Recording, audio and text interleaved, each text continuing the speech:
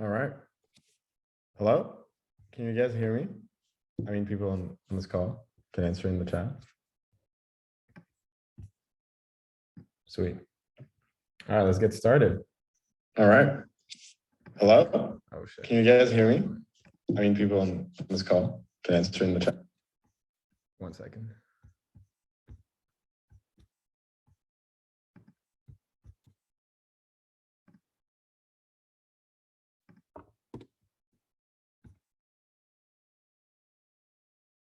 Okay, I'm back. Let's get started. All right. Before we start, real quick, I want to welcome you all here and on the YouTube stream as well. Thank you all for joining. This is the agenda that you have here, but before we look at the agenda, I just want to say this event is meant to start more conversations about these topics rather than to state things unequivocally or state facts without any kind of invitation to contest them. So, this is a relaxed event, and please do take what we say as points for future discussions and conversations. Right. You can see the schedule here with four presentations, a fifth one by Hasu in that second section, followed by questions. So we'll do questions at the end rather than after each presentation.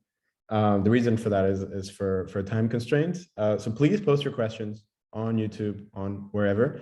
We'll collect them, and then at the end we'll address some of them. Hopefully we'll be able to address all of them, but I doubt it. So in which case we'll pick some. All right. All that being said, let's get started with the first presentation, so MEV in 21 survey. I believe the YouTube chat works. Shinuan, if you want to check, actually.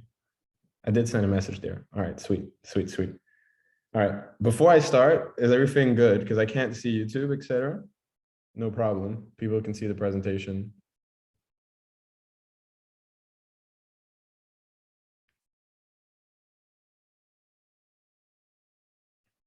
Right, there is a delay. That's normal.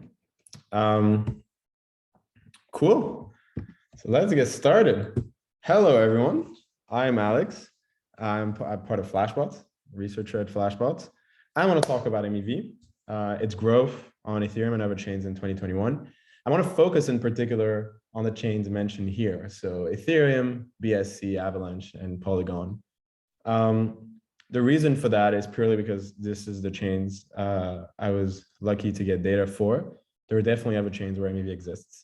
And so this is not to say that these chains in particular have a lot of MEV and others don't, but this is just the chains that we're going to look at for 2021. And let me put a timer.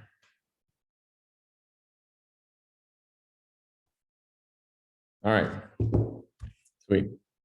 So first, before we kind of dive deep into it, and I'm sorry this has been, probably hammered on you a few times, but it's definitely important to think about what's MEV, right? In particular, what's relevant to this presentation and what I want to address is this debate that has been going on a while back on Twitter on whether ARB is MEV, right? So there were a few posts about it, a few tweets about it, and people kind of debating on both sides whether ARBs are MEV or not. This is crucial for the rest of the presentation. That's why I kind of want to talk about that. So really, what's MEV, right? MEV is maximal extractable value. This is what the three letters M and EV stand for. So an informal definition, so I'm looking for my mouse. An informal definition of that is the one that's stated below. MEV is the total value that can be extracted from the ordering, censorship, or insertion of transactions within a block being created. So this is kind of a little abstract. And so another way of looking at this is that MEV is quantifying an incentive. So the incentive we're quantifying is the incentive for someone to influence the ordering, right? So when we're talking about extractable value, we're talking about the value that one can extract from influencing the ordering. And so what MEV represents, what this value really is, it represents the incentive that one has from influencing the ordering. So going back to whether arbitrage trades are MEV, well, looking at it from that lens, I believe, yes, they are. And I would make that claim for all the networks that were mentioned at the beginning of this presentation. So yes, I think they are MEV because arbitrage trades are finite. They're capacity constrained. And so when several people go after the same opportunity, there is value relative to the ordering that actually goes through for these trades. Whoever goes first actually makes the opportunity, assuming that they take it all. And so there is an incentive to influence the ordering. And so what we're trying to quantify with this is simply the incentive, the financial incentive that one would have to influence the ordering. All right. Now that we've fixed this, let's go back to our MEV in 2021 on these chains. All right. Let's look at some numbers. By the way, you're welcome to argue this definition. I'm happy to talk about this more, of course. So in 2021, at least $500 million worth of MEV was extracted on Ethereum, BSC, Avalanche, and Polygon, thanks to the great people who gave resources here below. And I'm going to talk about this more. So first, I'm going to address something where we do have a dashboard that we released a while ago called MEV Explorer. And in there's a bigger number than this. The reason for that is that there are many misclassifications when we released the dashboard and the code base behind it. And we've been working very hard, in particular, the team mentioned here, the data team and the team working on MEV Inspect Pi has been working very hard at correcting those. So this is a much more accurate figure that encompasses correcting a lot of these misclassifications. So to add even more disclaimers to this $500 million number, this is incomplete, so it is very much a lower bound. That's why you have at least in front of it. So liquidations have not been counted in on all these networks, and some time ranges for some of these numbers here on, for example, Avalanche and BSC only partly for the whole year. So it is really a lower bound. And the methodologies to quantify this are also slightly different. I'm going to talk about that a little more. Finally, it's not homogeneous in the sense where 100 million worth of MEV extracted on one chain might represent something different than another chain in terms of who this incentive is for and why, and that's also important. All of that being said, this is still $500 million worth of value that has been extracted from these networks in 2021 and that people have made as real money. So to kind of hammer that point of the lower bound, we talked about extractable value a little bit earlier, right? And this is extracted value. So this is a good way to kind of see this. Extracted value is this concentric circle. Extractable value is all the value that could have been extracted. And the maximal extractable value is really this boundary here. That's really what this is. I mean, it's all inside as well, but it's all of this, right? And so where we are when we're talking about that in this presentation is really like this smaller circle, this lower bound of something that is bigger and that doesn't include everything, but it's still a representative amount. And that's why I wanted to bring it here. And so another way to state this term here, at least 500 million worth of MEV was extracted, is this. So put another way, in 2021, the incentive for someone to reorder, censor, or insert transactions in blocks produced on Ethereum, BSC, Avalanche, and Polygon was at least $500 million, which is cool to think about. And we're going to kind of get into why it's cool more. But first, let's get into a split. In particular, we're looking at a split not for the whole year, because again, there's some numbers that we don't have, but we're looking at a split from August 1st to December 3rd, 2021. So the split that we have here is the following. We have BSC that about 14%, Polygon that's about 4.5%, Avalanche 7.7%, and Ethereum still the lion's share, 73.5% for these 5 months, right? But what's really striking here is that there's a non-trivial share of this pie chart or donut chart that is not Ethereum. So although MEV has traditionally been thought as a concept that is very substantial on Ethereum, this clearly shows that MEV extraction is happening in other places as well. And that's very interesting. And that's what I want to kind of focus a little bit more on. So let's dive into that more, and let's dive into why, right? Like why are these things here? Why have they been growing maybe as well? All right, so there are two main reasons I want to talk about in this presentation. The first one is the growth of decentralized finance, right? And I'm going to use TVL, total value locked, as a proxy for growth. Don't kill me for it. I know it's a flawed metric, and I know there's a lot of other things we can look at, exchange volumes, etc. But it is a convenient one, and I still think it's very representative. Again, open to arguing this point. So this is the TVL of Ethereum by DeFi Llama, which stands at about 150 billion. And this is from the great team building MEV Inspect Pi at Flashbots, the cumulative extracted MEV. Not only 2021, there's before, but it goes up to about like 400 and something million. And it starts here at around about like 36 million. And so this doesn't tell us much right now, but this is just the TVL of Ethereum and extracted MEV there. Now let's look at Polygon. This is Polygon's TVL. It is in USD. We can look at it in Matic, but it looks very similar. And so it's 5.17 billion. But what I want us to particularly pay attention to is the fact that really the TVL kind of started picking up May onwards, right? So now if we look at the extraction numbers on Polygon, in particular, we're looking at the numbers provided by Marlin. Not unsurprisingly, we can see that MEV extraction kind of started happening between May and June, right? So it's pretty obvious to look at these two things, but it does give us a clue for why there would be more MEV extraction activity somewhere else than Ethereum, right? Because there's TVL, and TVL implies financial activity. Financial activity implies the existence of inefficiencies and opportunities that are capacity constrained, finite, like arbitrages. So now let's look at another chain that we talked about, right? Avalanche. Avalanche is 1089 billion. Again, the number matters a little bit less in this context. It is more about looking at where their TVL picked up. So here we can see, you know, mid to late August, their TVL picked up. What happened then? They launched their yield farming program, which I don't remember the name of, but that was August 18th, right?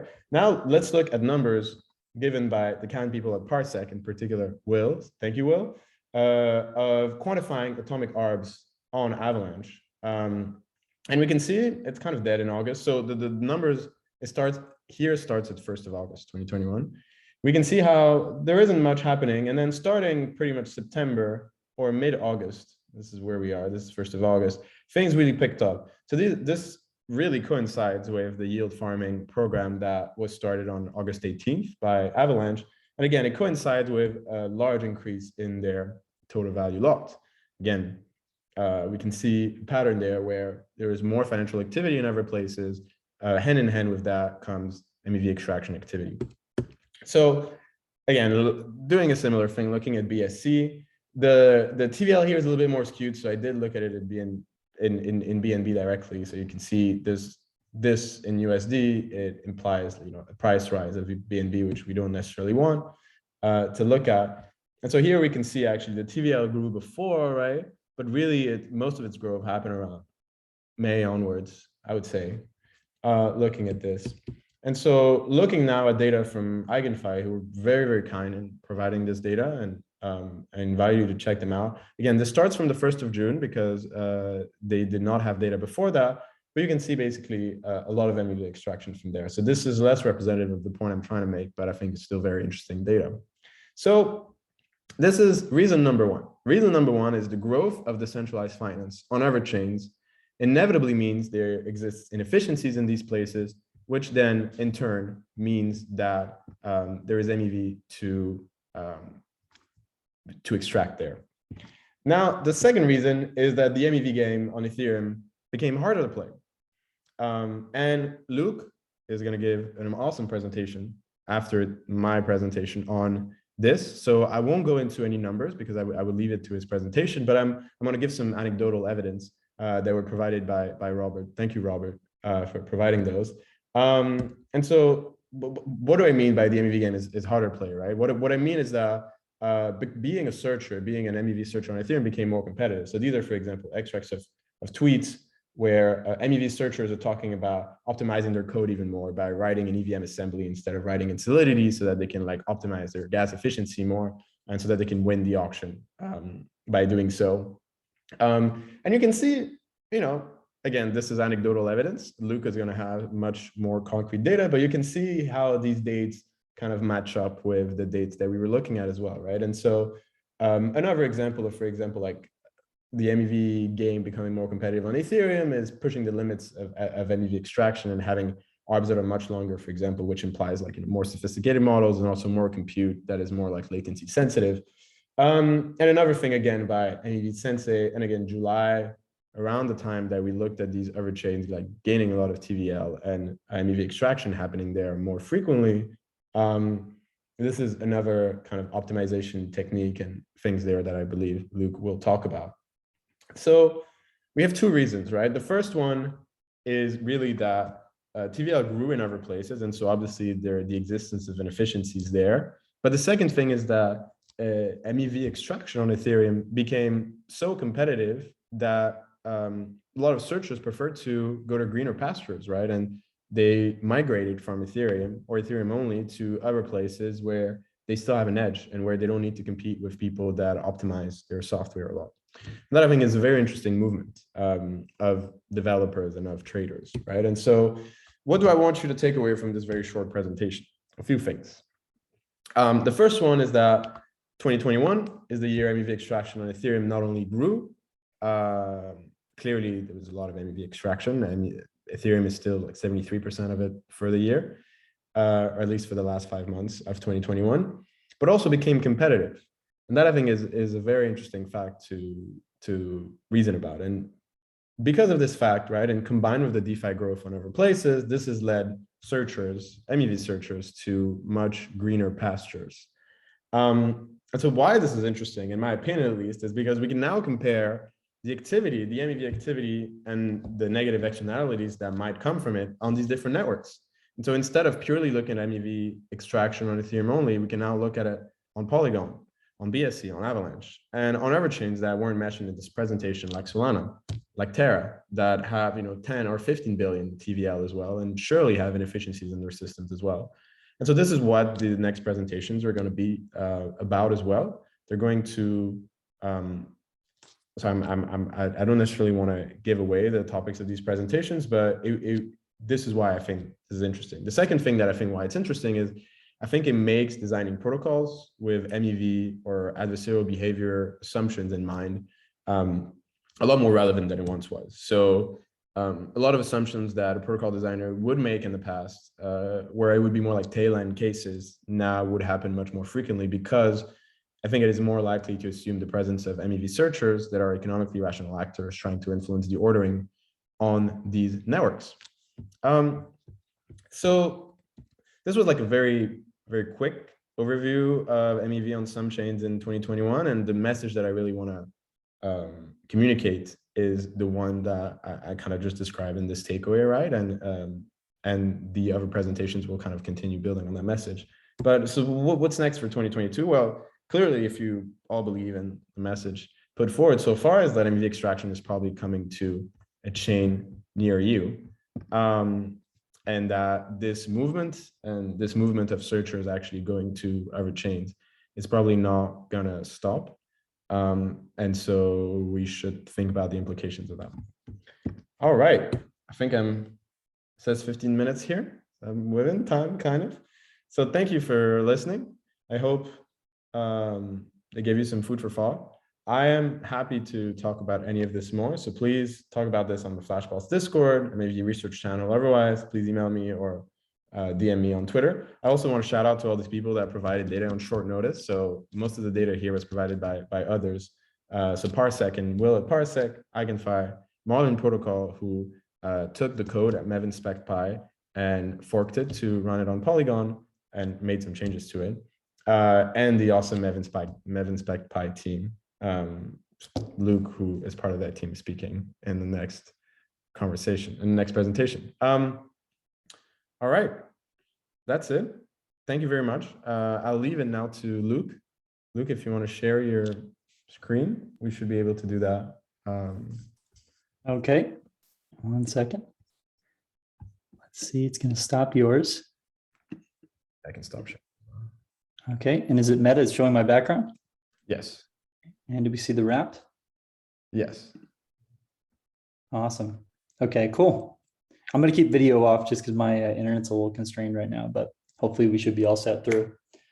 Awesome. So how's it going, everyone? My name's Luke, and I am here to talk about Ethereum, MEV on Ethereum in 2021. This is your 2021 Ethereum MEV wrapped, unwrapped by MEV Inspect. Alex has already shouted us out a decent amount, but like we said, the data is from MEV Inspect Pi, which is our open source block inspector at Flashbots. You can find it on GitHub if you want to play around with it yourself, or if you want to contribute, or just have questions on how to run it, come check us out in MEV Inspect in the Flashbots Discord. So let's jump in. MEV on Ethereum in 2021. So it's no secret that MEV got a lot bigger in 2021 on Ethereum in particular. From our numbers, we saw over $400 million of extracted value on MEV on Ethereum in 2021, and this excludes sandwiches, which we know to be another several $100 million of extracted value. So there's a huge amount of activity going on. To quantify it a little bit more from a totals perspective, we saw 1.6 million arbitrages, 809,000 sandwiches, and 20,000 liquidations. In terms of miner payment, over $300 million of that went back to miners, just in terms of payment for priority to place these extraction opportunities. And so while it's interesting to see all these numbers kind of going up and to the right, and seeing MEV growing as a space in general, what I think is more interesting when we talk about 2021 is what Alex was mentioning in that introduction, which is about the competitiveness and the sort of changing landscape of MEV on Ethereum through 2021. So let's dive into that a little bit. So here I've got a chart, and on the bottom, on the x-axis, is going to be the percentage of profit that was paid to a miner. And so let's say I make $1 and I pay 50 cents. That would be a 50% payment to the miner. That would be that 0.5 that's getting pointed to right now. And on the y-axis, we're going to have the total number of opportunities that paid that percentage of profit to the miner. So it'll be a graph over time, graph showing basically the percentage of profit paid to miner, spread out how much are people basically paying. And we're going to look at that for different time segments, sort of early on and then going later into the year. So looking at March to May, we can see that in terms of how much of profit is going to miners from extracted opportunities, it's relatively flat. So there's obviously an upward inclination towards, towards like 60% to 90% or so, but there's not a ton of agreement on how much money searchers should be paying as profit to miners. And also there's also a potential, sorry, I was checking the chat for a sec there. There's also, a lot of discrepancy in terms of the actual gas usage of the different contracts that are executing all these transactions. So we see basically this relatively flat distribution in terms of how much people are paying. And we even see this little section near the bottom where people are paying virtually no money back to the miner in order to extract arbitrage. These are definitely the good old days, early days of Flashbots sort of taking off. When we fast forward to May to August, there's a noticeable change happening already. We can see that in general, searchers are sort of centering around 80% of profit going to miners, with some a little bit over, a little bit under.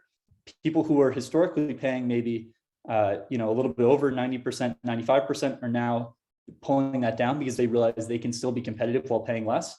And then people below 0.5 or below 50% are bringing their payments up in order to remain competitive. And unfortunately for those people who were paying zero, they're now out of luck. They're getting out competed by people paying a little bit more. And of course, there's an interesting trend that we can imagine happening here. Let's say that I'm a bot that's sitting solidly at paying 80%. Maybe I decide, okay, I'm landing on chain maybe 25% of the time with the opportunities I'm trying to get. And maybe if I pay a little bit more, I can beat out the guys who I'm competing against. So I'm going to bid a little bit more. But then of course, they're going to get upset, bid themselves a little bit more, et cetera, et cetera. And so it's natural for these little sort of inchings forward to lead to the price increasing overall for everyone. And if you look at Twitter from that period of time, you can see this is famous searcher 0x911 saying, we often see basically with a long thread talking about how bribes will potentially may or may not converge on 99.99% of profit over time. And then MEV intern actually calls out that the searcher's been in the Flashbots Discord shaming bots that are bidding way too high up, basically saying, hey, you're ruining it for the rest of us. Can you pull your bids back down and be a little bit more competitive on gas features, things like that? But unfortunately, shaming in the Discord only goes so far. If we look at August to October, now we're well within the 90s in terms of percentage profit paid to miners. If we look at October to now, continuation of the same trend, up into 97% of miner payment. So a huge push upward throughout the year as competitiveness increased. Another way we can look at this is just total searcher profit versus total miner payment over time. And there's a clear trend towards miner payment. And so this is talking about, when we think about miner priority, how does a miner choose which transactions to prioritize in their ordering? They think about dollars per gas. They have a fixed amount of gas that they can put within a block, and they want to maximize the amount of money that they're making based on that amount of gas. And so this is talking a little bit about the money. So if we had the same contract, who's paying a little bit more? But there's this whole other half, which is around the gas optimization as well. So let's dig into what the data looks like for people doing that over time as well. So here's one situation that Alex alluded to a little bit. There's two ways that you can pay the miner for your priority. You can pay either in fee, which is sort of the traditional way that people use Ethereum. You pay fees to the miner, which post 1559 or a base fee and then some optional tip amount. Or you can pay it by something called the Coinbase, which is basically a direct transfer of ETH to the miner's address. And so there's a lot of reasons why you might want to use Coinbase over tip. And with the adoption of Flashbots increasing in April and May, you can see that there was a steady increase in people using Coinbase, which is the red section. But then as searchers got smart and competition increased, there was an alpha leak that became common knowledge that using gas price for your miner payment is a lot more gas efficient than using Coinbase transfer. And so as a result, we can see in the data, kind of post that tweet, the adaptation back, people switching from using Coinbase back and using tip. And it actually came at kind of a nice timing because I think probably 2 weeks later was EIP 1559. So people had to go in and change their logic anyways in order to support the base fee. So they probably thought, well, if I can get a little extra gas by switching over to tip instead of using Coinbase, I'll just do both at the same time. And we'll kind of check both boxes. So Alex already shared these. Shout out to Robert too for being the tweet provider for all of us.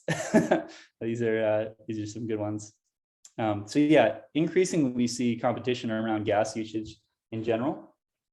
And one interesting question you might ask is, can we see this in the data then? Can we see the efficiency increasing for people in terms of gas usage over time when we look at MEV opportunities? And I was actually on this for I was on this for a good hour or so, confused. Check out this graph. So this is the weekly minimum gas used by any arbitrage.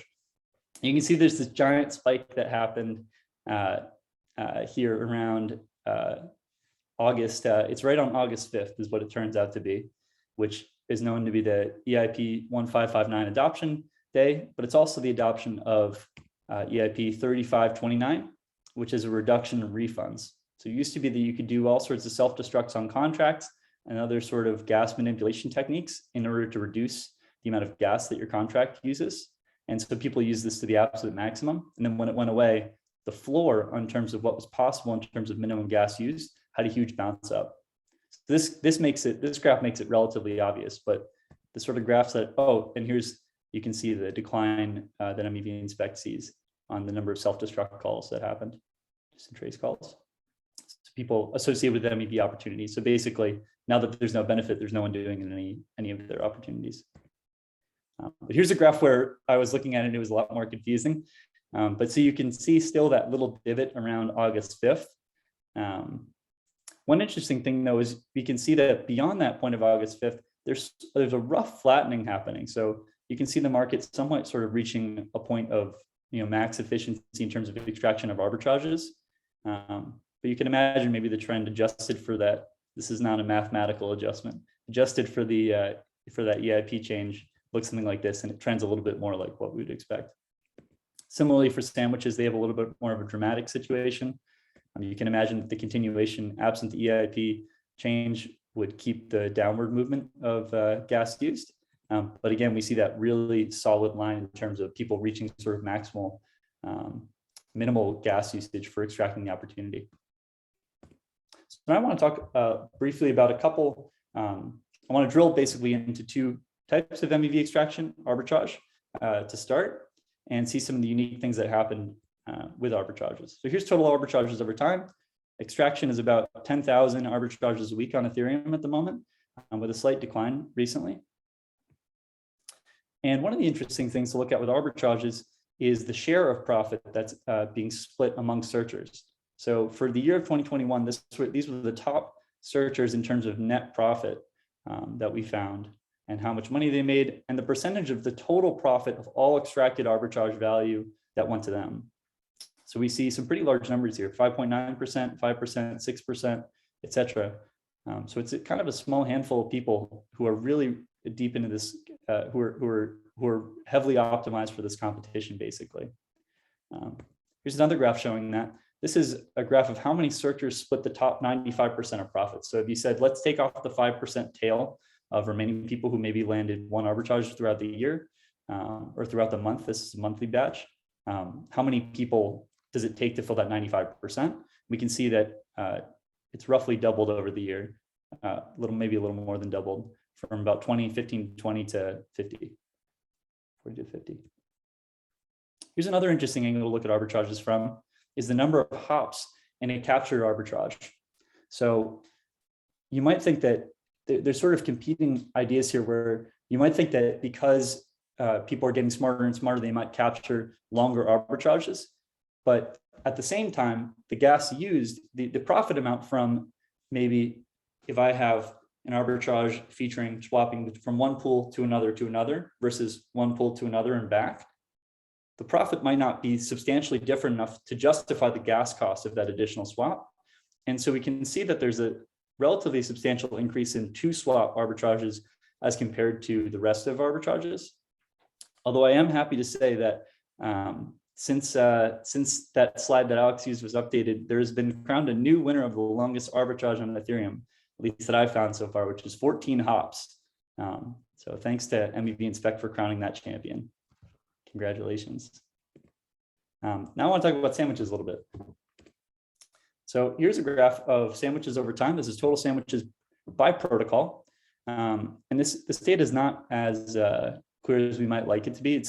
We group all Uniswap protocols to be into the same bucket. So SushiSwap, Uniswap v2, PancakeSwap, etc., would all be considered that Uniswap v2 pair. We can see that the vast majority of sandwich activity happens on those markets compared to something like Uniswap v3, which has activity but substantially less. So looking at this around April, which is sort of the takeoff period of Flashbots adoption in general, you can see that there was a rough doubling of sandwiches in general. And then on May 5th, which is the spike of Uniswap v3 pool adoption, with the launch of v3, there was a fairly immediate transition of liquidity from v2. You'll have to excuse this, my Photoshop abilities. This is v2 liquidity, Uniswap v2 liquidity over time. And you can see that the drop in liquidity from Uniswap v2 correlates pretty heavily with the number of sandwich attacks happening overall in the network. And still, even as Uniswap v3 overtakes v2 in terms of total liquidity, it's still, it doesn't become the larger source of sandwich attacks, basically saying that Uniswap v3 is actually more resilient to sandwich attacks, it seems. It's pretty cool. Something else to look at in terms of this decline in sandwich attacks over time that we're seeing is miners and how they're thinking about front runs and sandwich attacks. Back in October, Ethermine announced in the Flashbots Discord that they will no longer be processing bundles that front run DEX trades. And so we wanted to take a look and see, here's all of the major miners, and divided up based on how many sandwiches they've processed over time. And so you can see Ethermine here sort of holding strong to their commitment. Around October, there was a really substantial cut down in the number of sandwiches that they processed, and they've since, I think, been refined. I mean, it's an approximate, you can't just, it's hard to detect sandwiches, so it's not the sort of thing they can just flip a switch on, but it looks like they're getting better and better at it in terms of reducing the number of sandwiches that they're processing. And it doesn't look like we're seeing that amongst any other large miners that they're deciding to cut back on sandwiches quite yet. In fact, it looks like F2 pool is taking most of the capacity that used to be attributed to Ethermine. Cool, and I want to give one last shout out just to some of the other MEV that's been extracted that wasn't mentioned. There's been all sorts of long tail MEV, such as salmonella attacks, which are attacks on sandwich bots, just-in-time liquidity ads, all sorts of NFT activity. There's definitely been a lot more than what we've had the ability to share here that happened in 2021. But I think we're looking forward to new additions to MEV and SpecPy in order to be able to analyze that going forward into the future. That's all I have. Thank you.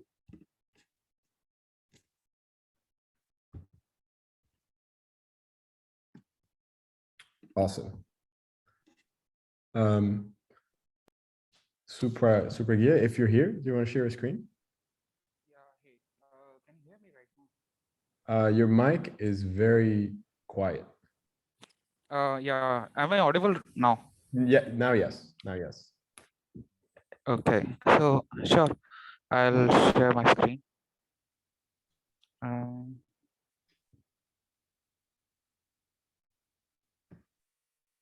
All right. So is the presentation visible? Sorry, your mic is still a little. I don't know if you're speaking too close to it. We can hear you properly, but then it feels like you're breathing on it very closely. Try speaking like at a relative distance to the mic compared to before. Sure. Is it fine now? Now it's fine, yes. Yeah. I don't know. I'll just try.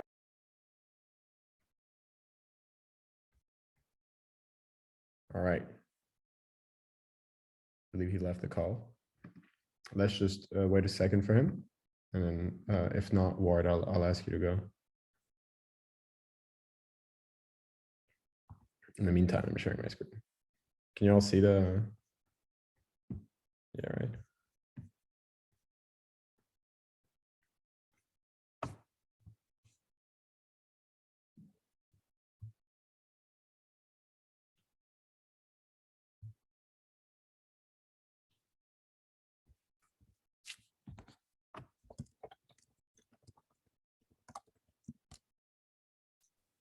I hope everything is sorted now.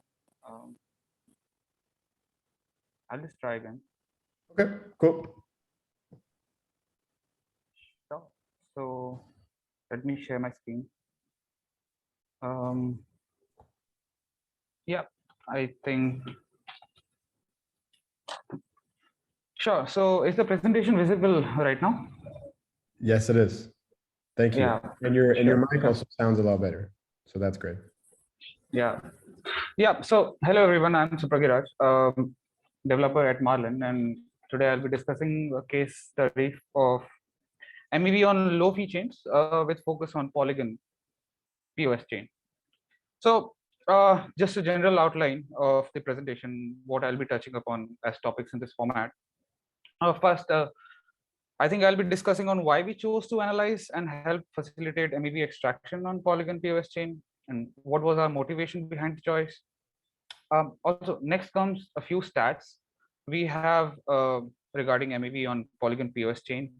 Also, we will be discussing a few modifications that we did to MEV in SpecPy to help with our analysis of MEV on high throughput chain. For us, that's Polygon. MEV Bore, our modification of Bore client for Polygon akin to MEV Get in Ethereum to facilitate MEV extraction will also be discussed. Then we'll touch upon a few concerns that we have seen in Polygon with respect to the adoption of MEV Bore. We further also discuss the steps that we are undertaking to alleviate all these concerns. And finally, I'll wrap up with how we think we'll be going forward and the next steps. So the motivation of trying to solve the MEV problem, analysis and facilitating the extraction of MEV on Polygon POS chain was primarily because there was a large DeFi ecosystem currently standing strong on Polygon. So Polygon POS has currently over 3,000 dApps and around $5.5 billion logged in all of these endeavors. So in fact, a lot of well-known DeFi platforms such as Aave, QuickSwap, Balancer draw their direct parallels from Ethereum counterparts. And Polygon POS is also EVM compatible. So bot writers and searchers would have easier time porting their systems onto Polygon if they have already invested that time building on Ethereum. So how big is it? We know that out of all the MEV that's extractable, a fraction of it is actually extracted, and yet another subset of that is identified by various methods of analyzing transactions. So Flashbots methods implemented in MEV Inspect Pi and earlier the REST version of software also showed somewhere around $897 million worth of MEV extracted over a period of 2 years from January 2020 to till now. So running a similar, albeit modified version of the same system on Polygon yielded us somewhere around $37 million worth of MEV since January 2021 till October 2021. And that only includes Uniswap V2 based swap based arbitrages. So also TVL on Polygon primarily grew in May 2021, as Alex showed. So the 37 million is far underestimation of MEV that's been there and extracted on Polygon. So here's an example of what blocks and things look like on Polygon scan. Here we can see an example of these transactions on Polygon POS, all of which technically spam the chain in order to extract MEV, at least as of now.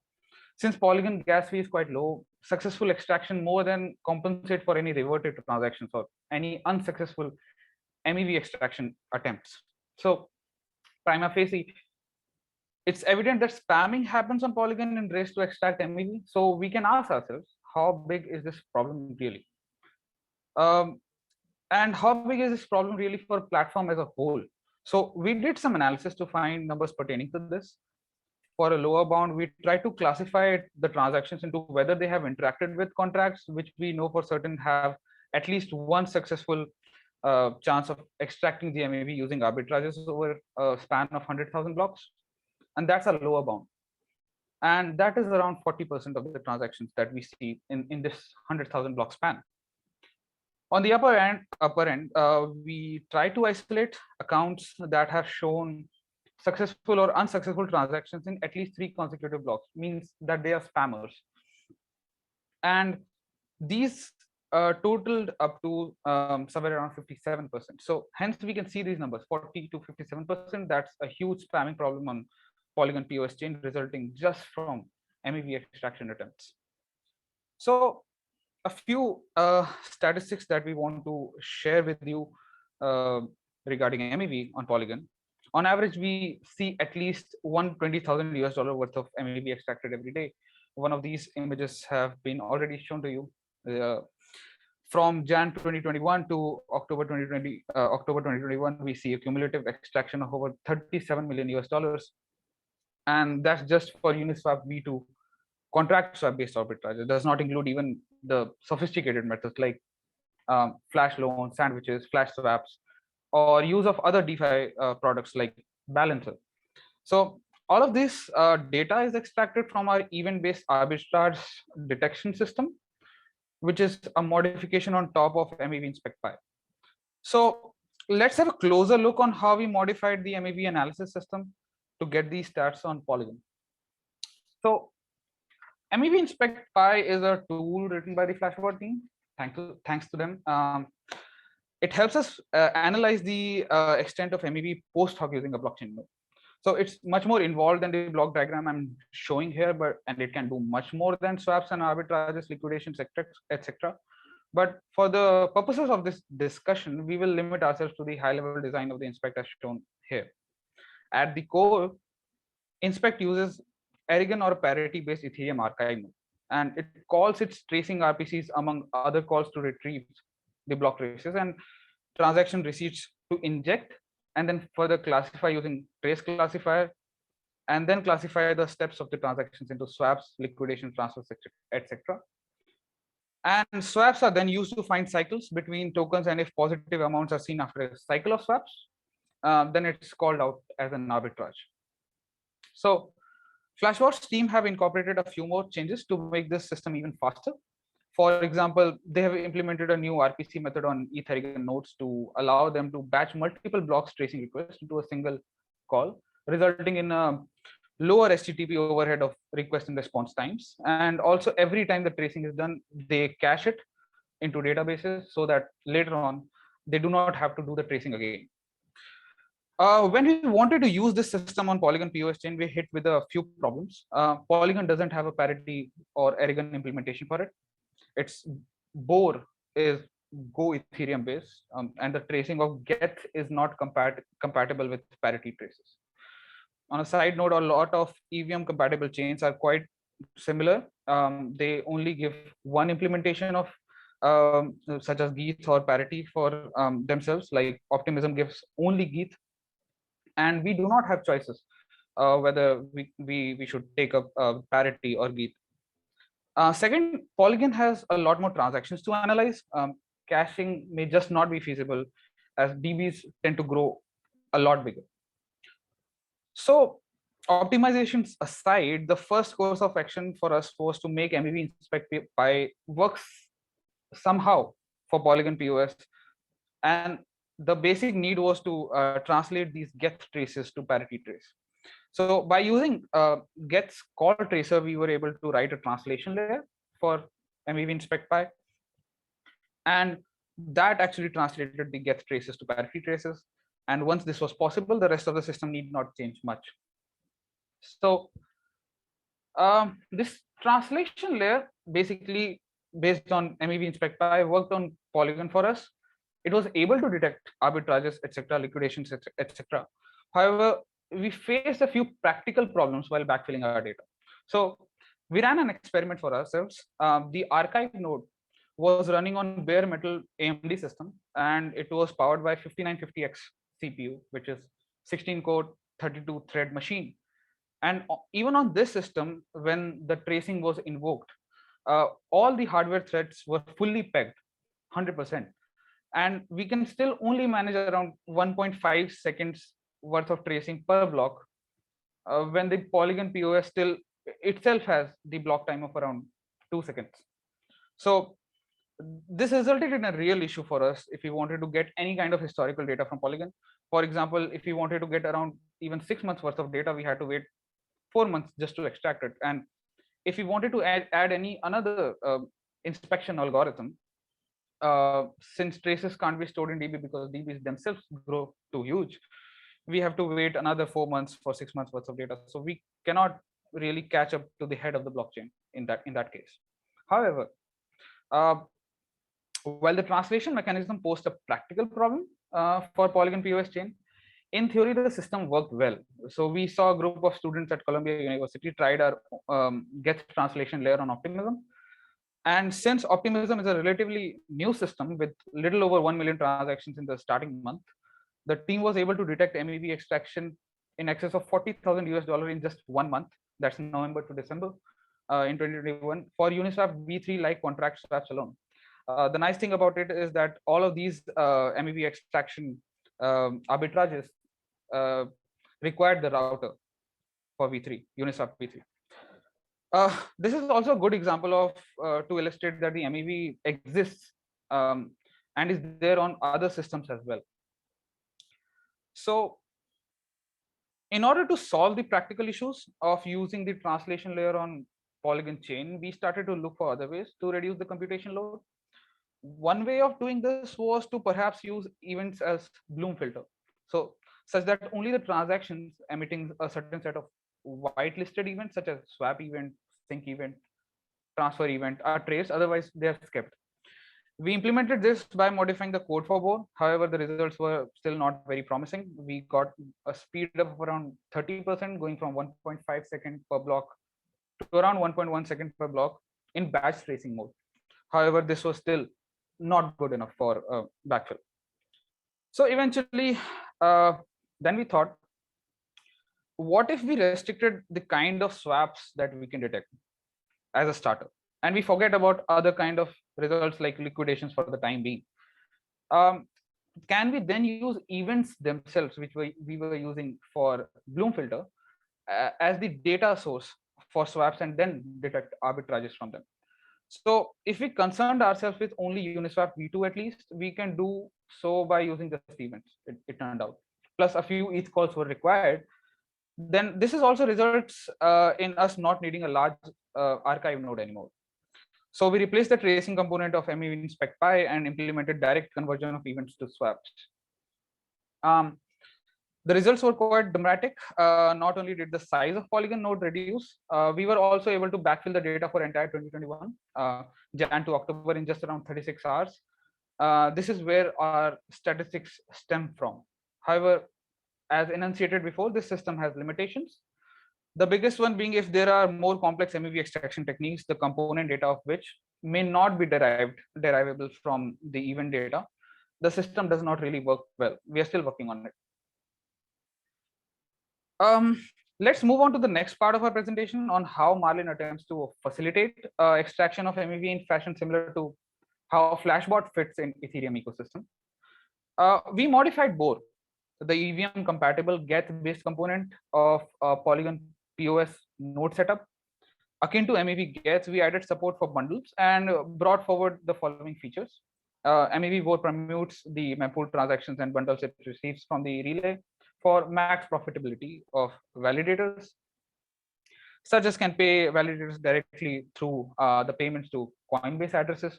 And our Marlin private relay helps reduce spam in bundles, arriving at validator nodes by simulating it first and then transmitting it ahead.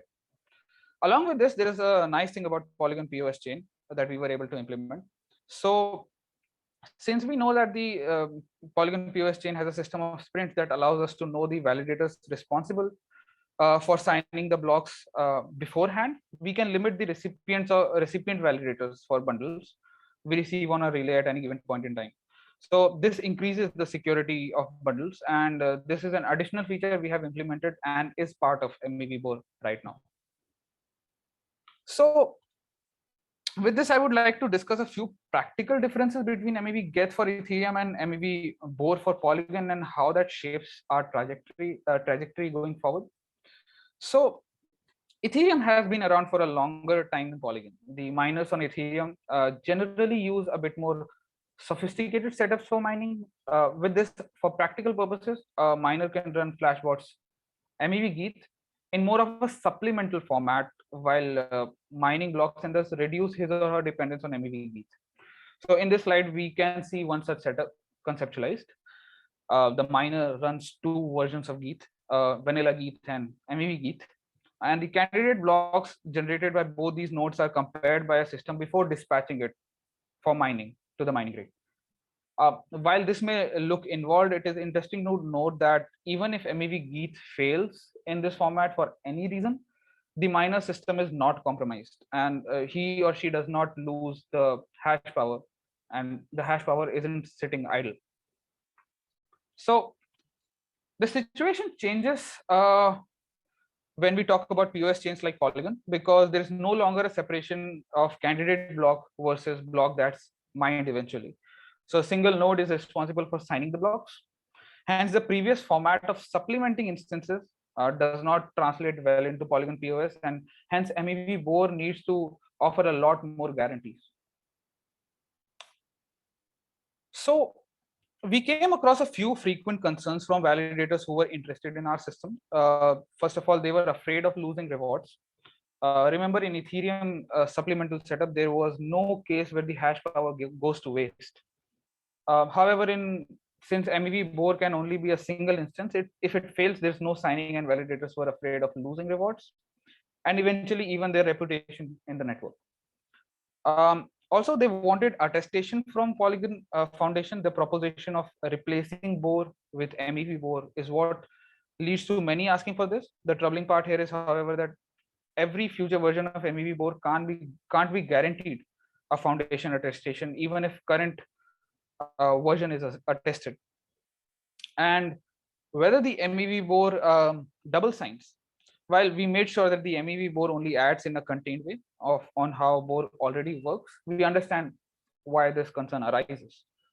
And lastly, unlike Ethereum, the private key of validator sits on the same system as Bohr and is accessed by Bohr. So the participants hence also want some surety of not having bugs that will leak such sensitive information. So we worked on a few mitigation things. This leads us to think about a few mitigation steps to alleviate the concerns of the validators. First of all, we are running the low-key testnet for Polygon that is incentivized through Pond, our own token. So enterprising validators can try MEV Bohr without risk of losing Matic or block rewards. And we also want to touch upon an important design decision that we made sure to respect, that we didn't change Heimdall code that is responsible for staking rewards. Only the Bohr layer is changed with MEV Bohr.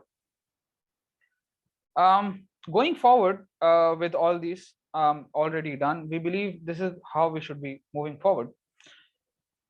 We should continue improving our fork of MEV Inspect Pi and unravel more MEV as we go forward. We are also bootstrapping MEV Bohr front by running our own large validator node based on MEV Bohr with a large enough stake on Polygon mainnet. So we are already working closely with Matic Ops, a validator on Polygon POS chain, to make this a reality. And on top of it, we already have 10 million Matic tokens committed to this setup. Once this is done, our RPC will soon be functional for people to submit bundles on.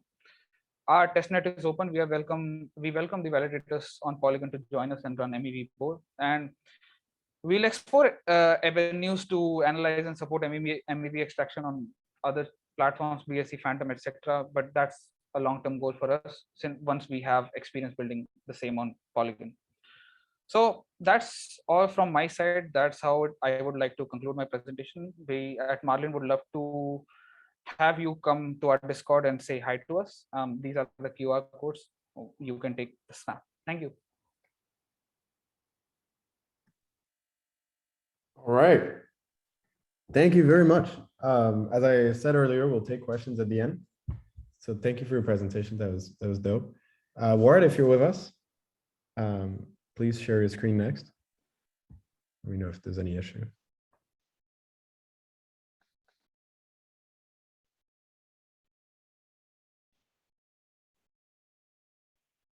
Yeah, 1 second. All right. Sorry.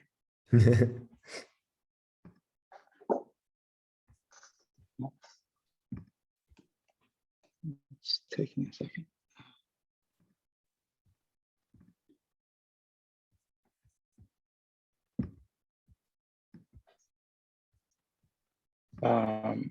Oh, sorry. Here. Oh. Yeah. Here. Can you see my screen, right? Yes, we can see your screen and it looks great. All right, awesome. Yeah, so I'm going to present on how protocol design affects searcher strategies. And this year, the Avalanche network had a few changes to the core protocol. I'm going to discuss how, what happened and how that affected MEV searchers and vice versa. Firstly, just for a little bit of history, I'm sure a lot of the audience is aware, before the MEV geth was big and network latency optimization was quite important. And it isn't as much now on Ethereum, but it still is on other networks. And I'm going to be focusing on this on Avalanche because it is still quite important, and I'll discuss it in the presentation.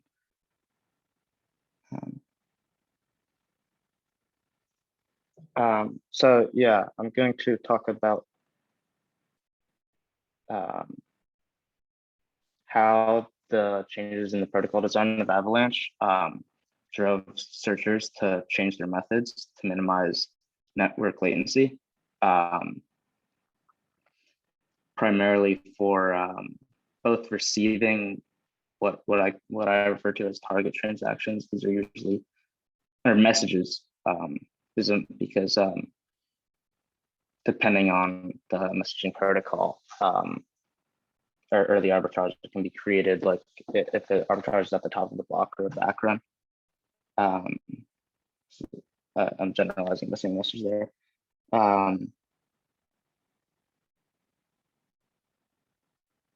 Yeah. So searcher, sorry. Yeah, this is what we're going to be doing. This is obviously like a very informal talk.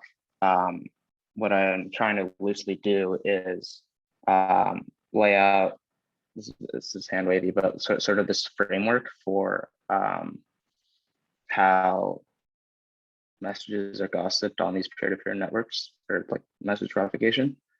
And it's actually pretty interesting. It's sort of similar when I was researching this. It's sort of similar to how it's sort of intuitive to how an infectious disease spreads, because if you view like a pending transaction as a I guess a disease that's spread by the nodes on the peer-to-peer network. And yeah, so in this discussion, these are some assumptions I'm going to make. The first one's a really big one, because like geo distribution and network latency and like etc. are a very big part of searchers' operations, but that's not that doesn't really change based on the protocol, or like with my simplifying assumptions, that doesn't change or in this model. And then for certain like liveness and ordering guarantees, I'm going to assume that 2/3 or 2/3 plus one of validators are honest. And that's safe to say because everything falls apart on a lot of these networks if that's not true. And then this last one is sort of just like something relatively minor, is that we're going to assume that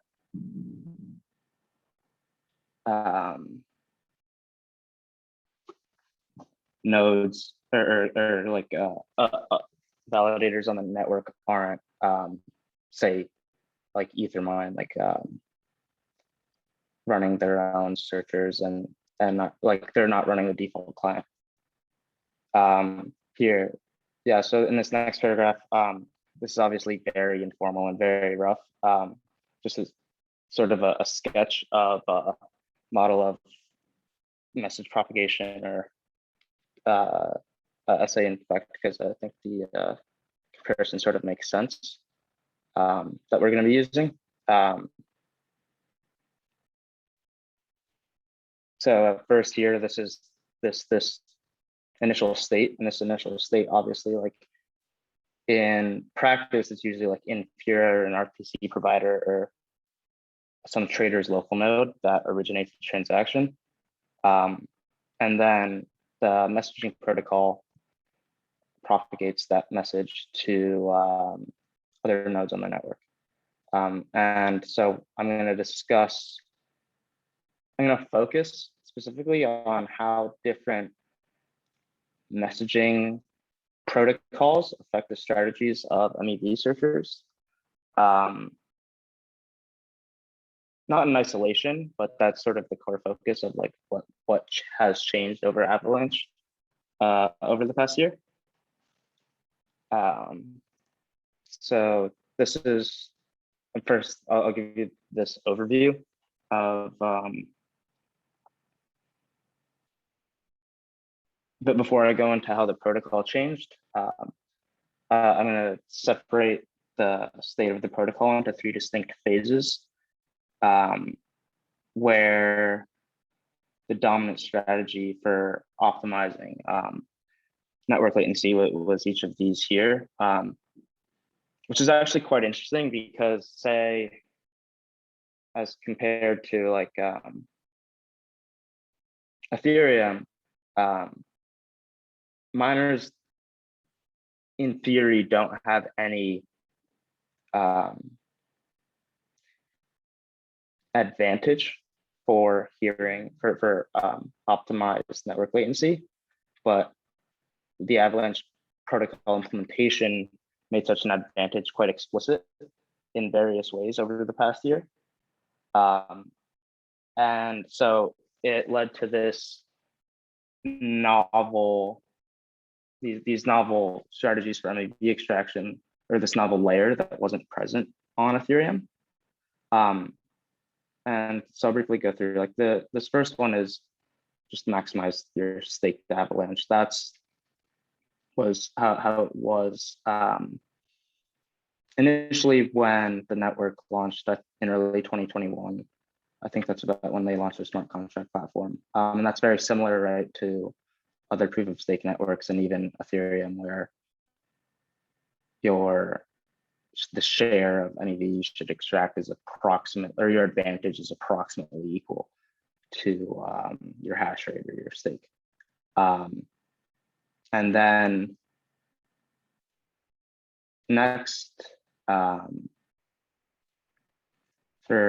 the next phase was they implemented a change they called Snowman Plus, or Apricot Phase 4, and this was due to the result, or this was fixed some of the contention issues that the network previously had.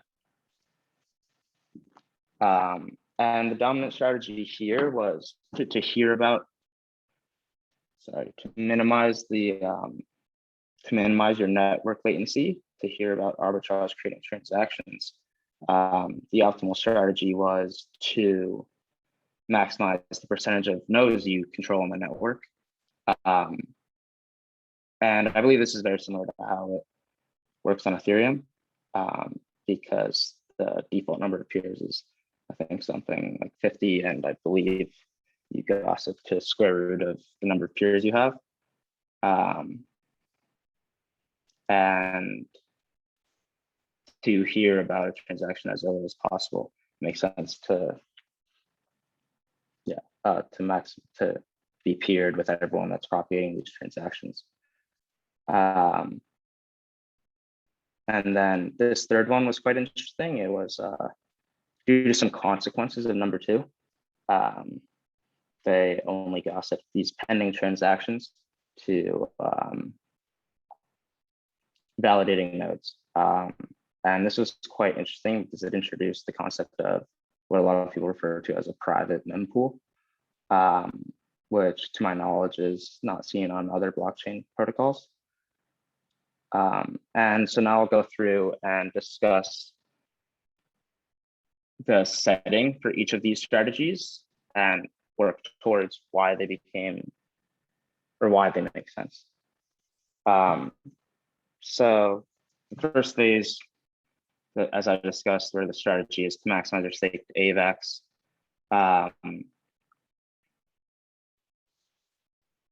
The probability distribution, which I talked about 2 slides ago here.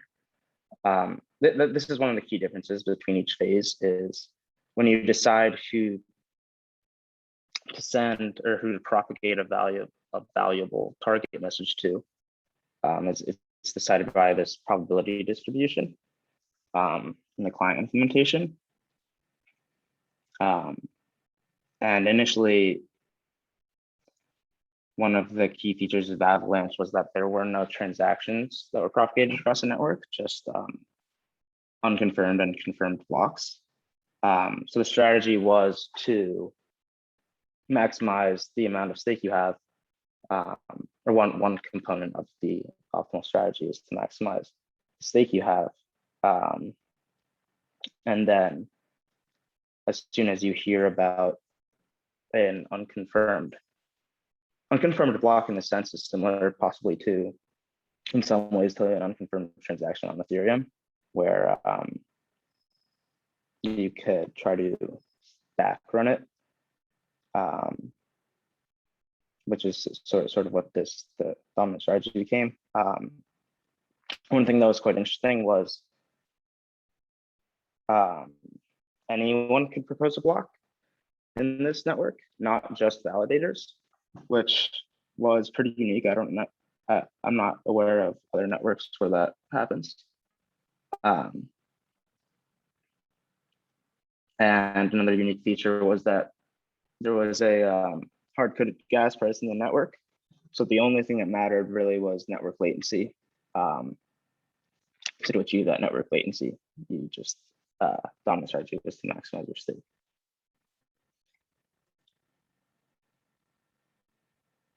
Then in late September, there's a funny, in late September, the protocol changed to Snowman++. And one thing that remained unchanged here was this probability distribution for who you set propagate blocks to. But one key, there was two key changes here. One, to fix the prior contention issues, was that there was now a designated block producer for each block height. And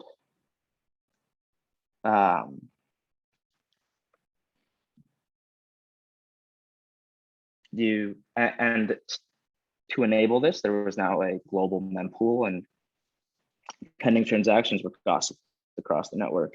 So backrunning in the same block was now possible, which became the dominant strategy. And then another really important thing was that while before it was for this latency advantage, you needed a large amount of stake. That was no longer the case because the probability distribution for sampling, for sampling the recipients of pending transactions, it was uniform sampling, but across all peers, not just validating peers. And the dominant strategy now was to launch many nodes as to minimize the expected duration until you'd hear about a target transaction. And then now also a key change was that rather than creating a block with your background transaction and propagating it to the network, which you had done in the prior version, you actually couldn't do that anymore because of the designated block producers. So propagation to the block producer became quite important.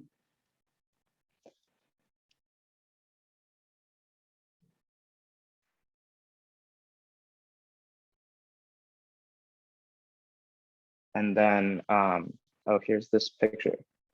There's a lot of discussion about this, I think, in the Avalanche Discord. And this is just one picture that someone, thank you to the person that gave this to me, had from around that time. And what we're visualizing is this last bullet point, which was, I think, Snowman++ released on September 22nd. And right here, you can see people very clearly playing around with launching large quantities of nodes, like all at the same time, which I thought was quite interesting. And then I don't have the later graph, but I believe that once this no longer became viable, you can see it drop off in this chart of several hundred nodes, or like 1,000. So about half of the nodes on the network, or at least a third, from what I was told, were used to extract MEV. And what the next phase was for certain reasons, this wasn't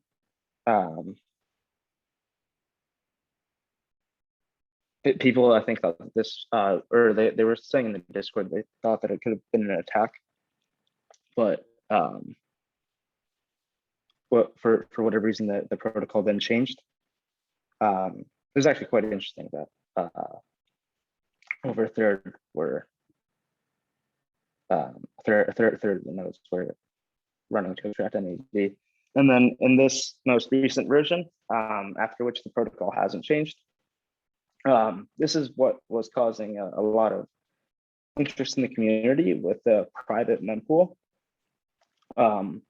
was that the protocol changed such that for access to this valuable data, you need to run validating nodes. Also, interestingly, sampling is uniform, not weighted by stake, as one might expect. The dominant strategy is now, after this, to launch many nodes instead of launching, instead of accumulating massive amounts of stake as it was in this first phase. Stake now matters less than the quantity of nodes, which is sort of interesting. And other than that, it's largely unchanged from the original form of Snowman++.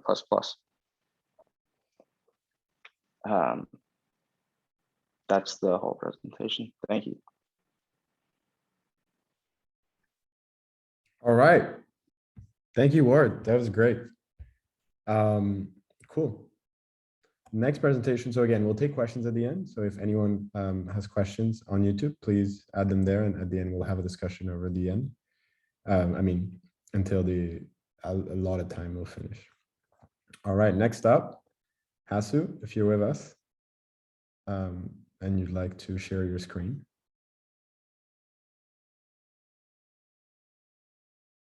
Let me know if you're not with us. I can see you, but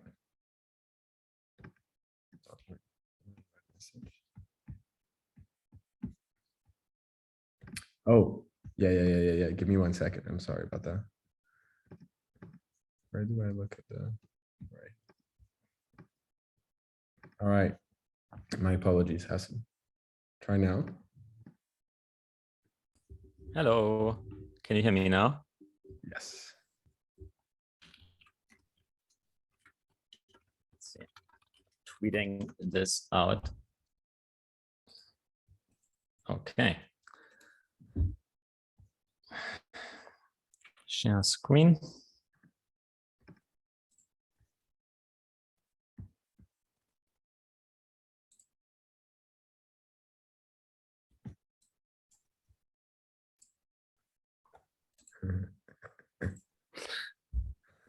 That's not what I clicked. Blockspace market design, it says. Now? Yes, now is correct. Okay, already. All right. I'll give you. Okay. So is it full screen? No, probably not, right? No, you have to click on the show. Yeah, I'm so good at these things. Alrighty. Yeah, first of all, big thanks to Robert and to Alex, our wonderful host, because I had very little time to prepare this presentation because of a busy week and not dealing well with the COVID vaccination. But here we are, and yeah, I'm ready if you are. Should I go ahead and start? Yes, please. You can go ahead and start. We can see your screen and we can hear you very well. Perfect. Yeah. So we've already heard a lot about how MEV extraction works on other blockchains today, and I'm just here to give a little summary of what we've heard today, a little overview, and how these things all tie together. And so first of all, why Blockspace markets? I think good to start from a high level perspective. In blockchains, we have a limited amount of block space. We constrain this so people can still run full nodes and validate the current state of the blockchain. However, there can be potentially unlimited demand for that block space. We've seen this on Ethereum many times. Here Ethereum is a whale chain. Right now, I think gas fees are above 300 Gwei. So we need some way to match this demand with the available supply. And that's not an easy problem because we need to figure out two things. First, we need to mediate access. So who gets into the block at all? And for the longest time in crypto, this used to be actually the only problem. Like people only cared about getting into a block.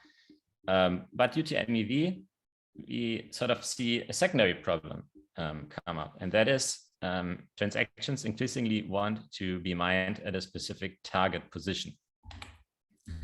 So the original problem of just inclusion in a block used to be quite easy.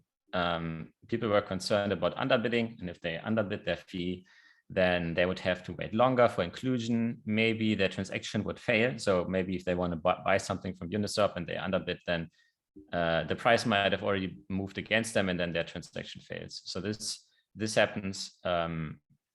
And if they overbid, then of course they paid more than necessary. So in both cases, it hurt market efficiency. But it was ultimately not that hard of a problem to fix. So we created EIP 1559, and what EIP 1559 does is basically it tells the user how much to bid. Right? So it basically it quotes a price where if the user is willing to pay that price, they're definitely getting included, and that price is almost never higher than it needs to be. There's a great article by Pintail, if you haven't yet read it, who recently analyzed if EIP 1559 has fulfilled these objectives of preventing underbidding and overbidding. And he came to the conclusion that yes, it has. And it's actually a really good read. It shows that a lot of, the users who today use the EIP 1559 format, i.e. they outsource their bidding strategy to EIP 1559, they consistently pay less for their transactions than those who still use the legacy type.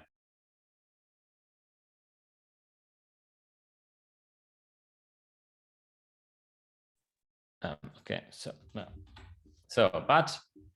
Blockspace market used to be easy, but MEV has made it hard again. Why? Because we now have the secondary problem of transactors wanting to express preferences on where exactly they want their transaction to be included. And MEV is a really big economic force, right? So we see this is an absolute minimum amount on MEV that has been extracted. It's just like an extremely defensive gas by Flashbots, but as we can see here, even $800 million since 2020. And this is a substantial part of miner revenue. So as a miner, you can't not care about MEV, right? So, and not just as a miner. So this is just a huge honeypot that attracts a lot of searchers and, financial firms to compete for these, arbitrage opportunities, liquidations, etc. As a result, unfortunately, of this MEV extraction, there we have seen some negative externalities that have arisen. So in the short term,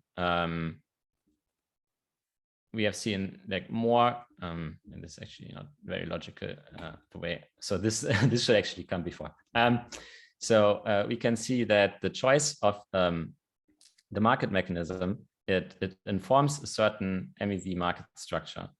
And we will go into like a bunch of MEV market structures or market mechanisms soon and see the results. And these market structures, they lead to certain negative externalities. And these can include ones that are quite short-term in nature. So for example, if you have a market mechanism that allows for very finely grained expression of where you want your transaction to be mined, then the result is that you can, it leads to, for example, much more MEV extraction period, right? So, and users might care about this specifically because it could lead to more sandwich attacks, more front running, you know, more exploitation of NFT drops, etc. So this is very problematic. But if there's no way to express your preference, then it might lead to a lot of wasted block space, because if we have $800 million of MEV on the table, then it's, you know, searchers and miners are going to use some way to extract that money. So it's just a matter of, you know, of how and what are the negative externalities of their approach. And in the long run, we have to be very concerned about concentration in both the block producer and the block builder set. So, for example, if miners start to extract all of the MEV themselves, then this massively raises the barrier to entry to be a miner, and really hurts the decentralization of the blockchain, to the point where there might only be one miner who can compete because they have the dominant MEV strategy and they are all proprietary in nature. But equally, you can have a really decentralized block producer set, but there's one searcher, for example, one financial firm that sends their blocks to all the miners, and that firm is so much better than everybody else that they basically, even if they started censoring some users over others, they would still not, they would still be so profitable that people cannot do anything against it, right? So miners don't really have a choice to switch to a different producer who doesn't censor. So it's actually really important that the market for mining and the market for searching, that they both stay reasonably competitive. So we know we want to minimize these negative externalities. Question, how? And the answer is via backward deduction. So we go from these negative externalities, we see how they arise from, you know, certain MEV market structures, and these tend to be the result of specific choice of the MEV market mechanism. And in the wild, we have seen a bunch of different of those, and we had some time to study them. So on Ethereum, for the longest time, we used to have transparent batched auctions, also called PGAs, priority gas auctions. Today, most MEV extraction has moved from PGAs to sealed bit batched auctions that happen in the Flashbots relay. We have seen some chains, for example, Arbitrum, experiment with first come, first serve approaches. So they have a single sequencer, and the sequencer processes transactions in the order that they have first seen it, right? And then finally, another popular approach is that of randomization. So you collect orders, you batch them, same as in PGA, but then you randomize them once. I think a chain that does this might be, I'm not actually sure if any chain does this right now in the wild. I know it's on Near's roadmap. I think it's on Osmosis' roadmap. So yeah, but this is definitely like an approach that has been known for a long time, and we can understand the dynamics that it would create. So we will go through some examples now of how the market mechanism informs the dominant MEV strategy and creating the following negative externalities. So Ethereum used to have a PGA. PGA means that all of the bidding, both for inclusion, but also for the position in the block, tended to happen inside the public mempool. And priority was simply mediated via the gas price. That's why they used to call it the priority gas auction. So if you wanted, for example, to be on top of the block, then you just paid a very high gas price, because miners would sort all of the transactions by gas price. They had this very simple sorting algorithm, basically. And if you saw a transaction and you wanted to front run the transaction, then you looked at the gas price of that transaction and you just bid very slightly more. Okay, so you would be inserted right before, etc. And for back running, you used to like slightly underbid and so on. But the problem here was that the bids of, like, as everybody saw each other's bids, there was a very big incentive to just constantly update your bid. So you would this caused a lot of strain on, you know, the P2P layer and the mempool, and it was a game where, as a searcher, as an MEV extractor, you needed very good latency and you needed a very good view of the transaction pool. So you always knew when you had been outbid. So it was a game very much of speed. And what it led to was a lot of failed transactions, because even though searchers knew when they were outbid and they could sort of replace their transaction with one that paid very little gas, still this did not work all the time in practice. And so about, I think for some time, more than 5% of Blockspace was actually filled with failed transactions in Ethereum. So this was not great. It also, because of the high unreliability in extracting MEV, it created a significant incentive for vertical integration. So vertical integration means that a producer owns all layers of the supply chain. So, and the supply chain in mining is basically, the order of transactions in the block, right? So a miner might, so if you look at Flashbots today, then you basically have the opposite of vertical integration, and you have division of labor, where miners receive their at least part of their block ordering from a specialized marketplace that tells them which MEV transactions to include, right? And this is sort of public for all the miners. But this is not the standard outcome, like the guaranteed outcome, right? So this is something that you have to actively work towards. And in PGA, because of the high unreliability of MEV extraction, basically there was a big incentive for miners to just start extracting MEV themselves. And not just high unreliability, also if the market for searching is not very competitive, so there are very few searchers and they control a lot of the MEV activity in like a certain opportunity, such as front running, then the result is that these searchers are the price setters. So they can pay a very low, because they have no competition, right? So they can pay a very low amount of their revenue to the miner. And this further increases the incentive for the miner to just extract the MEV themselves. And we saw this, I think there was a time where some mining pools started to extract their own MEV, and they eventually, most of them stopped doing this and instead adopted Flashbots. But without Flashbots, this is some of the outcome that could have happened. However, so I said a lot of good things about Flashbots. So we are with a sealed bid auction mechanism, and what this does is everybody basically only submits one bid instead of many. So your incentive now, because you can update your bid, is just to bid the highest that you're willing to bid, which is very good for the miner. And instead of competing on latency, now all of a sudden the searchers are competing on gas efficiency. So they want to create or finish their arbitrage opportunity or their MEV transaction with as little gas as possible. And this is great for users, right? Because it frees up a lot of block space on the chain.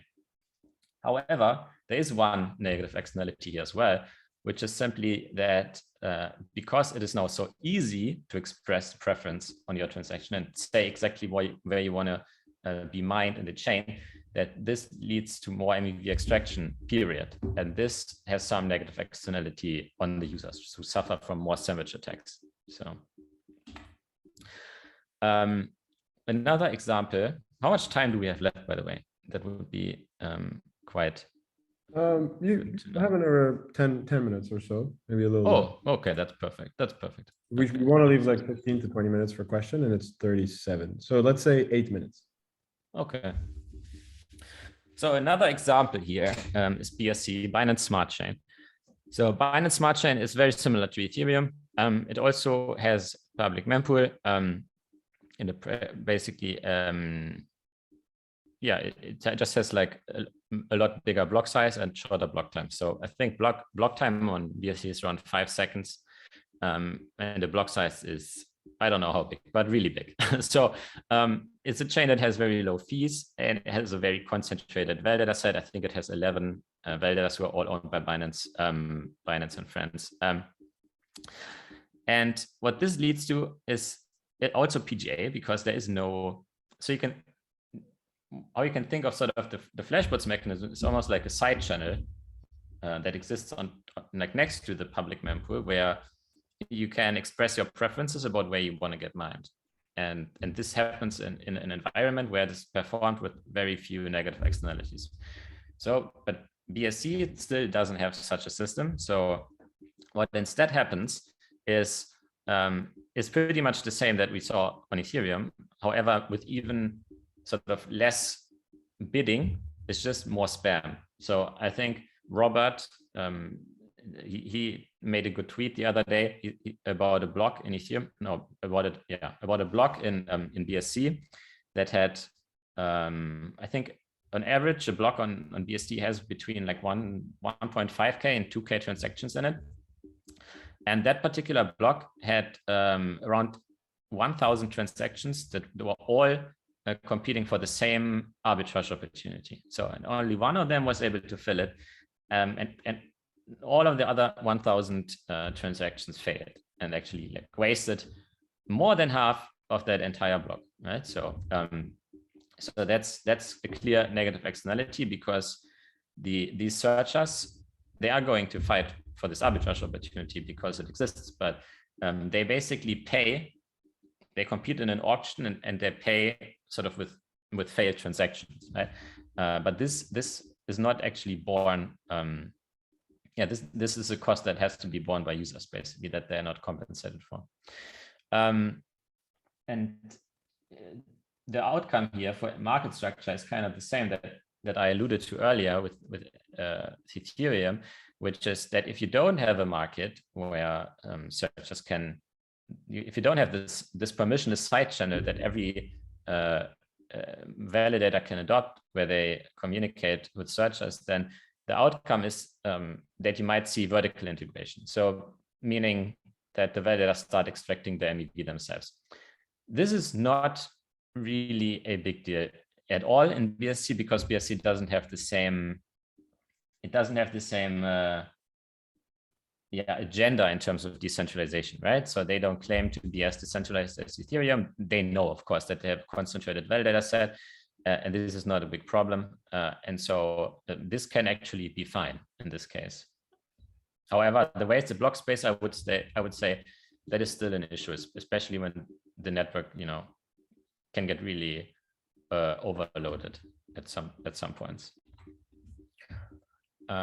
We briefly touched on Arbitrum. Arbitrum as a single sequencer, they use first come, first serve. And so what happens here if a bunch of searchers see the same, for example, arbitrage opportunity? So someone traded on a DEX, and then the state of the DEX on Arbitrum is different from the state of the exchange on Binance, and so they want to perform an arbitrage opportunity. So in this case, we still know that they will do everything that they can in order to satisfy this opportunity. However, we know like definitely that they will just try to spam as hard as possible, but mostly I would say it's a game of latency. So they want the optimal network location and like the closest proximity to wherever that Arbitrum sequencer is. And if sort of trading on traditional exchanges and high frequency trading is any guide, then I think the end game for all of these for all of these things where you have a single sequencer and they sort basically by latency, then the final outcome is always a massive incentive towards co-location. So that means basically you being in the same room with the sequencer, and the sequencer can sell these co-location spots. So on the one hand, this again leads to wasted block space, but on the other hand, very high barriers to entry, both in the market for sequencing. So if Arbitrum ever wants to decentralize the sequencer, then sequencers might have an incentive, to offer such co-location services. And this might not be available to everyone, but also to searchers, right? So if you don't have access to very high latency or to co-location, then this might be, this basically is very bad for the searcher market. And finally, the randomized batch auction. Here, the case is actually quite clear. So you have 100 transactions in a block, and you know you're going to get randomized, and you have two ways. Either you fill up, as much of the block as you can with that transaction that you must get mined, or you coordinate with the miner to just ignore transactions that would in any way be competitive with you, right? So the dominant MEV strategy here is just censorship. So excluding some transactions that might pay a sufficient fee, but would reduce the probability that your MEV transaction would succeed. Yeah, and this once again, especially the spamming, it leads to wasted block space, and the censorship. There is an incentive here again for vertical integration, because it's actually very hard for searchers to extract MEV here in this scheme without spamming. So I think this leads to concentration in the block producer block builder set as well. And well, the takeaway is kind of, show me the incentive and I will show you the outcome. It's if you build a certain market structure, then this market structure better adheres to the realities of the market, which is that there is MEV on the table of a certain value, and so searchers and miners both will do whatever they can in order to extract this MEV. And if your market structure doesn't consider that, and in many cases it doesn't, that was the point of like the second or third slide, because in the past our market structures, our blockchain market mechanisms only really cared about inclusion and like dealing with inclusion well, but not dealing with the exact position in the block very well. Then you get extraction strategies and MEV market structures that create a lot of unforeseen negative externalities. And yeah, here's sort of a great example of that, because right now, we have this climate crisis, but at the same time, a lot of airplanes are sort of, basically forced to do these unnecessary flights because otherwise they would lose their landing spots in airports. And this is one of the most extreme examples of, just bad market design driving extreme negative externalities. So takeaways, I summarized it here for you, the dominant MEV strategy and these market mechanisms. And takeaway, we touched on this. MEV is inevitable. So the marketplace, as a marketplace designer, you should think very hard about the long-term consequences of your design choices, and build mechanisms that adhere to the realities of the market, not an utopia where MEV doesn't exist. And app designers, don't rely on marketplace designers alone, because we have seen actually in the last year some big innovations on the application layer. To give just two examples, MakerDAO's Liquidations 2.0, instead of having a fixed amount, like a fixed reward for liquidators, you have a reverse Dutch auction. So the amount that you get for liquidating, it starts from 0 and then it goes up every block. So you get liquidated at the best possible price and the lowest possible MEV. And second, Uniswap v3, because it allows market makers to concentrate their liquidity around a certain price point. It has greatly reduced the price impact of many trades that users have, and thereby greatly sort of reducing the amount of sandwich attacks that happen. So this is really, really positive both. So I think mostly, the responsibility to protect the users from MEV still lies at the application layer. And so, don't, we hear a lot about, chains that protect the users from MEV, but in reality is that MEV will find a way, just with very negative externalities on the users. Thank you. All right. Awesome. Thank you, Hasu. That was great. Cool. Well, we have 13 minutes left and we can address some questions. Let me put my camera properly. So we have some questions in the chat actually that Shinon was kind enough to post, and I posted some as well. So we can address some of those, and then I have questions myself to the people here. So maybe actually a question for you, Supragya, if you're still here, is the number that you're giving, you gave earlier, the 40 to 57% spam statistic. Does it still hold post gas increase in October? So in October, as if I understand correctly, Polygon increased the minimum gas price from 1 to 30 Gwei as like a hard-coded value in validator nodes, partly to reduce spam activity on the network. So does that 40 to 50% figure still hold then? So the newest numbers that we actually have seen relating to this without the bounds was somewhere around 35 to 37. So technically, yeah, this has been reduced by this 30 Gwei limit, but not by much. We still see in the new blocks that come out a lot of spam transactions.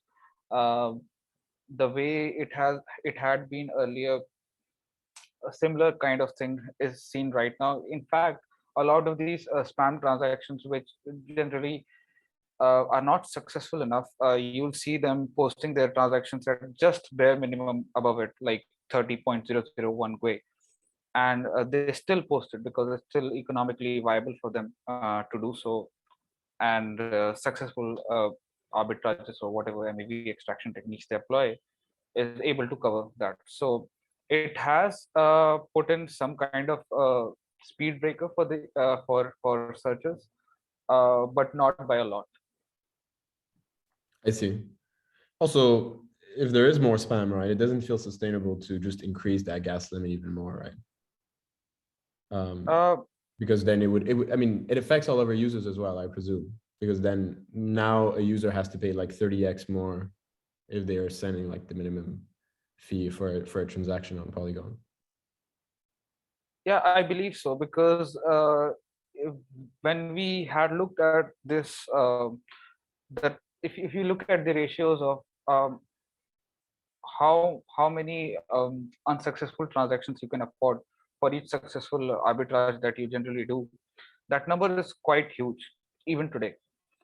It goes into hundreds or even thousands, and so that means you have to at least increase the minimum gas price by 100, and that's practically not feasible for network as a whole. So that way of increasing the base gas price does have its limitations. I see. Cool. All right, thank you. I'm picking another question from YouTube, actually. This one is for you, Hasu. It's from Harith from Etherscan, asking, on Arbitrum, would it be possible that the team requires a certain minimum geographical difference between sequencers? So actually, if anyone here in the chat want to jump in as well, you're more than welcome in that question. I'm not sure. I mean, then if that works, I think some plan that would be more likely is that they would move from a single node implementation of the first come first serve to a multi-node implementation. So you would have basically a multi-party protocol between different sequencers to agree on a fair ordering. So proximity to any one sequencer would then be less and less important, right? So if you have 10 sequencers and they are at specific geographic locations in the world and they talk to each other, they run some protocol in order to arrive at what they deem a fair ordering, all reporting, what they saw first, then I think that would probably do exactly what you had in mind. Okay. Cool. Thank you.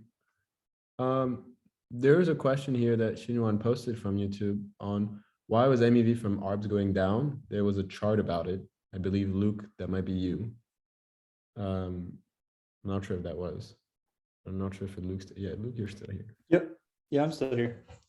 Yeah, why? I don't think we have a good answer to why yet. I don't think I'd be confident in an answer to that yet. Okay.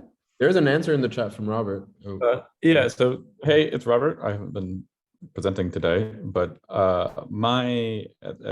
what I think about this question is that we saw more emphasis on NFTs, buying, selling, NFT, MEV, and less on DEX trading at various different points during the year. So there's parts of the year where there's just less volume on DEXs, less people buying things, fewer new assets coming up. And that leads to less MEV from arbitrage and more MEV in other places. So at least that's what I would answer to this question of why MEV from ARBs went down at certain points in the year.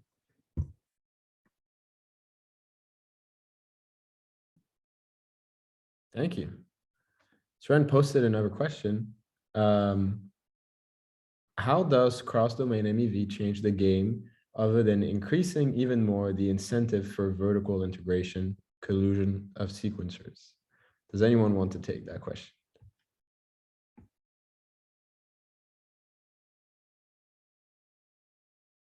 All right, I shall give somewhat of an answer. You're right that in at least the early research that we've done on cross-domain MEV, there are network effects to some of the effects that Hasu talked about, right? And so to wanting to influence the ordering on multiple networks at once. So I'm not sure what you mean by change the game, right? Like, does it change the game from what MEV is today and the dynamics that we see happening? I don't think it does. Does it amplify them, or does it accentuate them in a way that is going to accelerate trends that we're kind of already seeing happening or that we're predicting? I do believe so. Are there risks about that we're not currently seeing and that might show up in the future that we need to be acutely aware of? I also think so. And I think we're assessing these risks in research. And we're also thinking about not only risks from centralization perspective, but also systemic economic risks, as well as just security risks of the systems we're building and the systems that people are using and are kind of migrating to. One from Alejo, actually Alejo, if you want to speak, if you want to add to that. No, just perhaps there might be more probabilistic MEV, right? Because you have to deal with different systems with different finalities. So you cannot, many of the opportunities are no longer going to be atomic.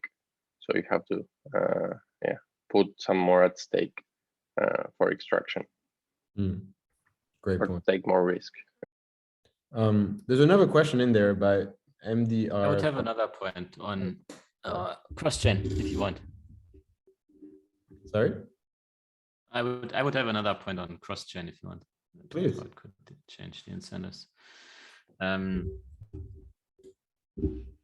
Yeah, so we already discussed that there's an incentive for vertical integration, right? So I guess what you mean by that is for that to be the same sequence on both chains. But due to the probabilistic nature of execution on these chains, I think you add almost like a geometric return to size, if that makes any sense. So on Ethereum, if you have 20% hash power, then you're 20% likely to execute a transaction in the next block, right? But if you have 20% hash power on Ethereum and 20% hash power on Polygon, then you're actually 20% times 20% likely to execute the next block. And so they are increasing returns to size that are much bigger than if you're just on a single chain. It would be my guess. Very nice. Thank you. There's a question for Ward. Ward, again, if you're still with us. Yes, you are. The question from MDR Lolcat. Has there been any evidence on Avalanche of transactions being ordered by anything else than the default Go Avalanche client?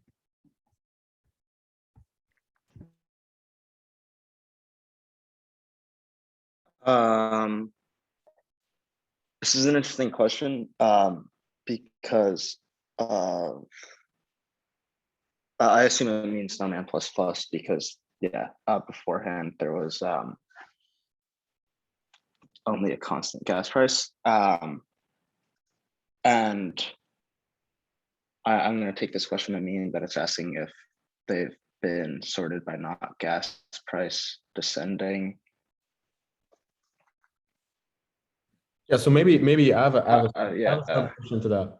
You in your presentation, you described how people optimize either like depending on which version of the Avalanche network, either like how much stake of AVAX do they have to be validators, or optimizing their latency some other way, right? And it feels like that's because you're assuming some ordering that nodes will follow.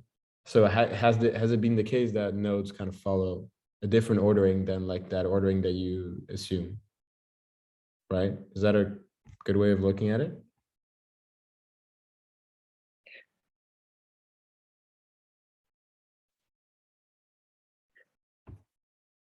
I